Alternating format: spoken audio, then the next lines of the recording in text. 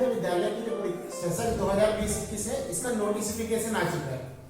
तो उससे संबंधित कुछ जानकारी आपको पता होनी चाहिए, उसको थोड़ी सी चर्चा कर लेते हैं ताकि आपको पता लग सके कि आपको कब फॉर्म भरना है, क्या उसकी एलिजिबिलिटी है, क्या एज क्राइटेरिया है, किस तरीके से रूरल जो बैकग्राउंड के बच्चों में कितना वेटेज मिलता है, कितना रिजर्वेशन गर्ल्स का है, कितना रिजर्वेशन जो फिजिकली चैलेंज कैंडिडेट होते हैं उनका होता है। आइए एक एक करके सारी चीजों को हम समझने की कोशिश करते हैं। देखिए, आपको नवोदय विद्यालय से संबंधित जो भी जानकारी चाहिए 2020-21 सेशन के लिए, उसके लिए आप एक ऑफिशियल वेबसाइट है www.navodaya.gov.in, आप इस वेबसाइट को सर्च कर पूरी जानकारी जुटा सकते हैं। लेकिन फिर भी आप सामान्य जानकारी यहाँ से ले सकते हैं। देखिए, जो आपका जवाहर नवोदय विद्यालय सिलेक्शन टेस्ट है अर्थात JNVST है, वो 10 अप्रैल 2021 में कंडक्ट होगा, यानी कि अप्रैल की 10 तारीख को, जो आने वाला अप्रैल है उसमें 10 तारीख को इसकी डेट डिक्लेयर की है। तो भविष्य में क्या स्थिति बनती है वो एक अलग बात है, लेकिन अभी जो प्रपोज डेट है इनकी वो 10 अप्रैल 2021 है, यानी कि 10 अप्रैल 2021 को ये एग्जाम कंडक्ट होगा।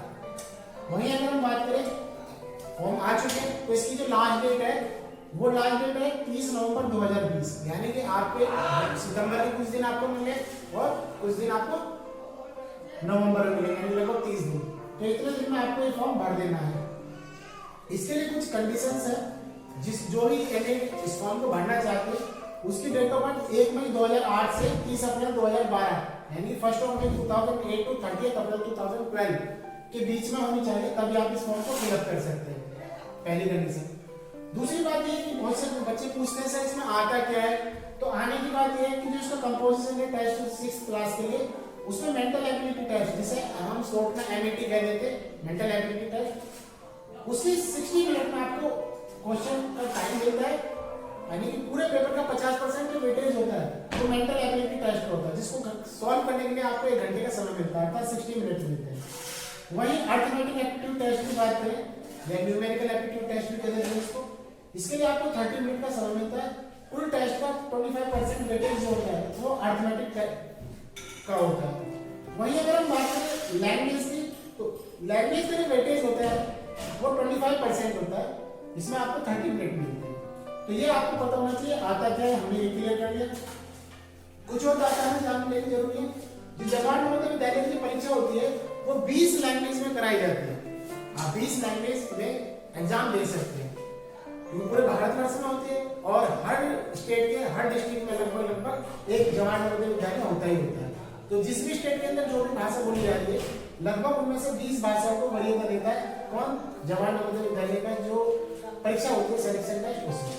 इसमें अगर हम उत्तर प्रदेश के पर्सपेक्टिव में बात करें तो हिंदी, इंग्लिश और उर्दू भाषा क्षेत्र में हम रहते हैं, तो यहाँ तीनों भाषा में आप इस परीक्षा में प्रतिभाग कर सकते हैं।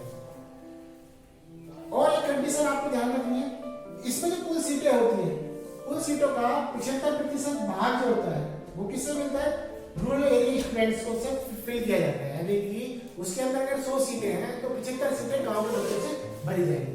गांव के वो बच्चे जो टेस्ट क्वालिफाई करके एंट्री कर लेंगे, और 25% जो बाकी बचा वो वेटेज होता है इसके लिए अर्बन स्टूडेंट। इसमें कुछ और क्लॉज भी होते हैं। SC/ST का जो सीट का जो रिजर्वेशन होता है वो अकॉर्डिंग टू पॉपुलेशन, जो स्टेट जिस भी आप डिस्ट्रिक्ट के अंदर रह रहे हैं उसकी क्या पॉपुलेशन है SC/ST की, उसके अकॉर्डिंग इसका ध्यान रखते हुए सीटें भरी जाती है। वहीं कुल सीटों का 1/3 गर्ल्स के लिए रिजर्व है, यानी 100 सीटों में से लगभग 33 से 34 सीटें वो गर्ल्स के लिए रिजर्व होती है कि इतनी बच्चों के लिए ही होंगी।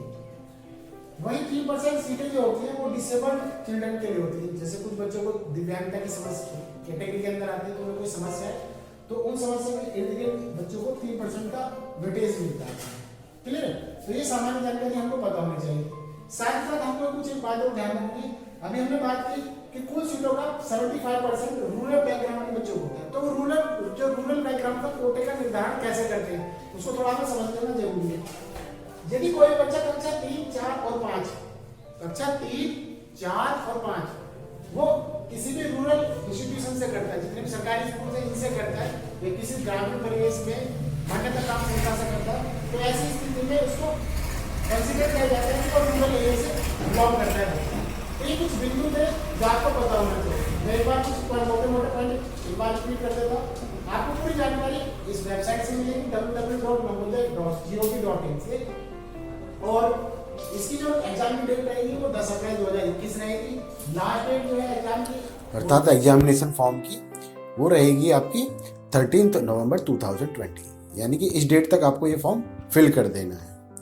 तो फिल करने में एक बार और बता देता हूँ, आपको विजिट करना है www.navodaya.gov.in इस वेबसाइट पर। इस वेबसाइट पर आपको जो फॉर्म भरना होगा वो ऑनलाइन ही प्रोसेस से भरा जाएगा। ऑफलाइन की व्यवस्था पिछले वर्ष से बंद कर दी गई है। तो आप किसी भी पास के साइबर कैफ़े पर जाइए और अपना फ़ोटो और पिछले 3 वर्षों की जो कक्षाएं हैं, कक्षा 3, 4, उसका भी रिकॉर्ड लेकर जाएं और आसानी से आप फॉर्म भर सकते हैं। यदि कोई भी दिक्कत आती है तो हमें कमेंट कर सकते हैं। Bye bye.